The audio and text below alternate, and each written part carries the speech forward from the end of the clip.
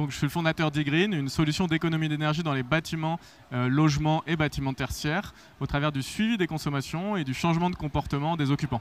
Donc, de manière concrète, en fait, on récupère des données issues de capteurs, de compteurs communicants comme le Linky ou Gaspard. Et en fait, on va transformer ces données, à la fois les analyser pour, avec des algorithmes, identifier des conseils d'économie d'énergie. Et également, on va les rendre ludiques. Donc, on a développé un jeu connecté à ces capteurs pour pouvoir aller plus loin dans des défis d'économie d'énergie et des challenges pour l'ensemble finalement des occupants des bâtiments, qu'ils soient locataires d'un logement social ou collaborateurs d'une entreprise. On a développé cette solution depuis 6 ans. Ça se base sur une étude que j'ai menée à Berkeley aux États-Unis dans le champ de la psychologie et de la motivation, et j'avais identifié ce qu'on appelle des technologies de persuasion pour pouvoir engager différents utilisateurs avec des profils différents dans une démarche de changement de comportement, bien sûr, appliquée aux économies d'énergie. Donc on travaille à l'heure actuelle avec Veolia, avec RTE, avec Nexity ou même EDF.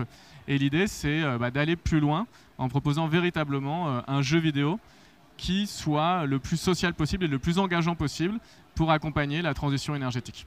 Donc on a été ravis de travailler pendant ce défi avec Suez sur l'eau douce, parce que c'était véritablement finalement dans nos domaines de compétences et d'expertise, sur les usages et comment est-ce qu'on pouvait modifier les comportements et aider l'ensemble des résidents de l'Essonne qui auront bientôt l'eau douce à finalement adapter leurs usages et faire des économies d'énergie.